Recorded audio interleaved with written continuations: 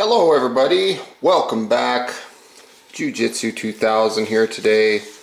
I'm back and today I've got an interesting video for you. Today I want to talk about the Blackube headlamp.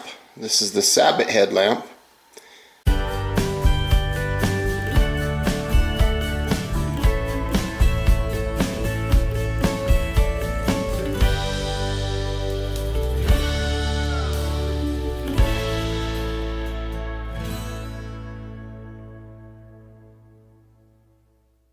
This is 500 lumens. So let's go ahead and open this up and see what's in the box here.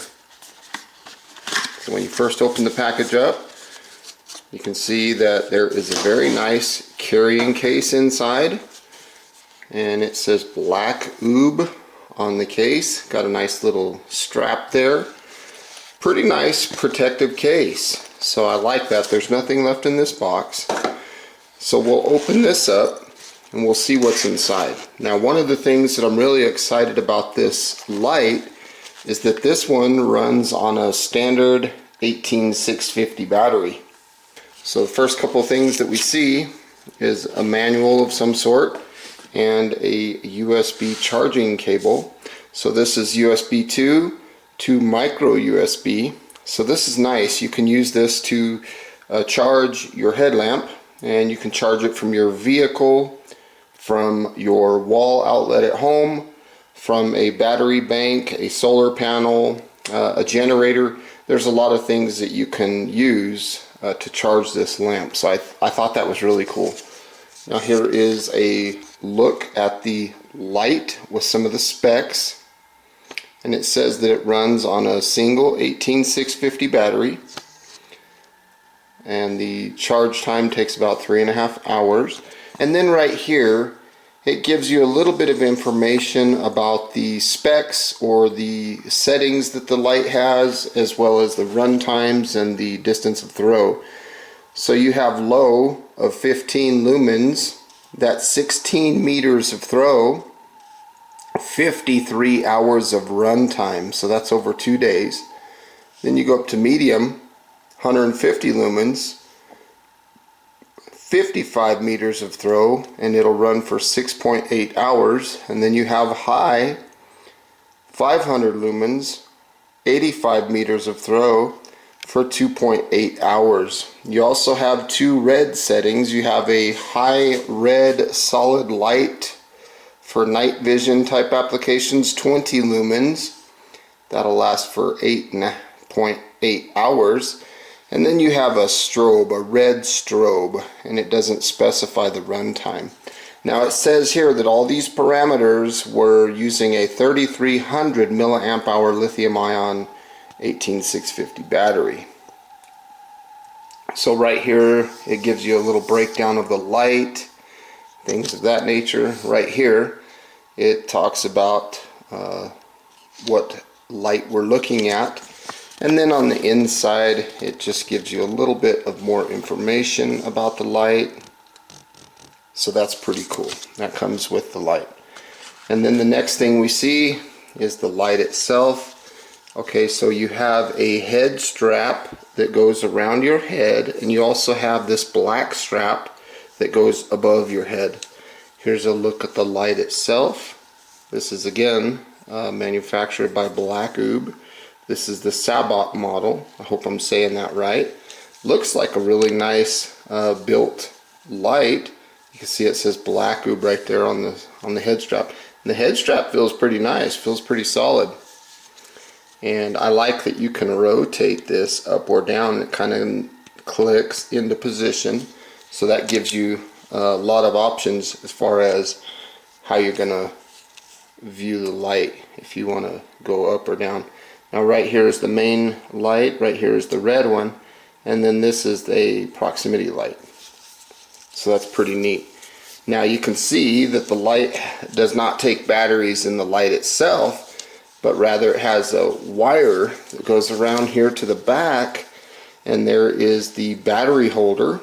Okay, so you can charge it right here with this little micro USB port, and you can put that little cover back on. And then here's the power button, And then right here, you got a little tab that you can open, and you can get a glimpse of the battery that's inside. Now you'll see that there's a little clear insulator here. You have to pull that off. I'm going to go ahead and just pull the battery out. But this is very similar to like what Olight does. They put that little strip in there. It would have been nice, I think, if they would have made that a different color, like kind of like what Olight does, yellow or red or gray, or just something so you can see it, because clear, that's going to be kind of hard to find if you drop it, or kind of hard to notice that it's in there and needs to be taken out. Now, one thing that I like about this box here is you have this little raised area that goes all the way around, and you have this little rubber O-ring that corresponds. This helps give you some water protection. Now, it's not going to make it waterproof for going underwater or things like that, but what it will do is it'll help make it so that if you're caught out in the rain, that your battery is somewhat protected. Now let's take a look at this battery itself.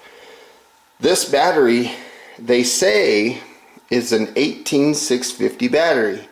Okay, and it runs at 2600 milliamp hour, 3.7 volts. This is a rechargeable lithium-ion battery.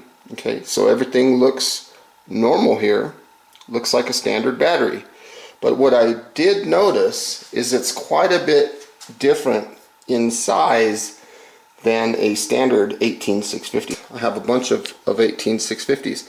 So if you look, you can see that this green Blackube battery is a lot longer.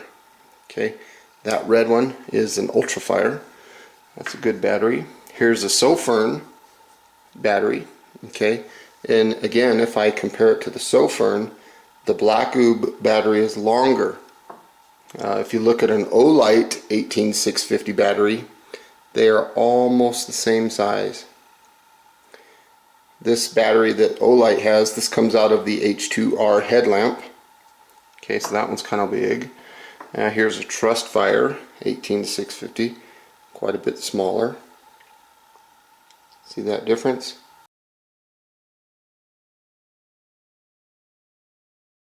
This is just a cheapo that I got off of Amazon, little 18650. Okay, right here we have an Atactical battery, and this one's about the same size, but this one is tall because it has that extra length for charging. Okay, so the last one I want to show is just a through night battery, 18650, and it's pretty much on par, but still a little bit longer than the through night. Now, the reason I bring this up, the fact that this is bigger, is because if you wanted to use like one of these guys, for example, in this light, you might have some problems, because look, it doesn't even fit, it doesn't even make contact. The battery just wobbles in and out of there. So if you were going to purchase this headlamp with the idea of wanting to use some standard 18650 batteries, then I would suggest maybe finding some old flashlight that doesn't work or something like that and robbing one of these springs. The idea of using this spring is very simple. You lay the ribbon down, put the spring in so that the spring will come in contact with this port here. Then you lay your standard 18650 over the ribbon and onto the spring and compress the spring till you get contact on both ends. Fold the ribbon out of the way and close this up. Now, pushing the button, you can see that you're getting the light to work. Right here on the back we have the button. This is the power button and the mode button. This button does everything. So what happens is when I turn the light on, I press the button, the light comes on to medium. If I push it again, it goes to high. Push it again, it goes to low. Push it again, it goes off. So it cycles from medium to high to low, off. Medium, high, low, off. So here we go. Medium, high, low, off. Medium, high, low, off. Now, if I want to get to red, whether the light's on or off, I'm just going to push and hold the button, and now you see red, okay?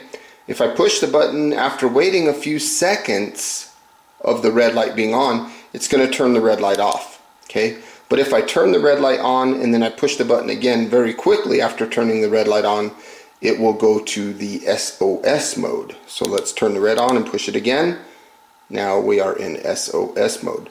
But to get to SOS, I can't stress it enough, you have to push it within a matter of seconds of just turning the red beam on. Now if I push it again, it'll turn it off and back on to red. And again, to get back to white, it'll go to medium. I'm just going to push and hold. Now we're on medium, white, then we go to high, low, and then off. So the user interface of this light is very good. And all that stuff that you just saw was me using a standard 18650 battery. Again, what I did was I used a spring out of an old flashlight that I had, and that allowed me to bridge the gap. Because without that spring, if I don't use it and I just try to put a standard battery in, it's too short. So I need something.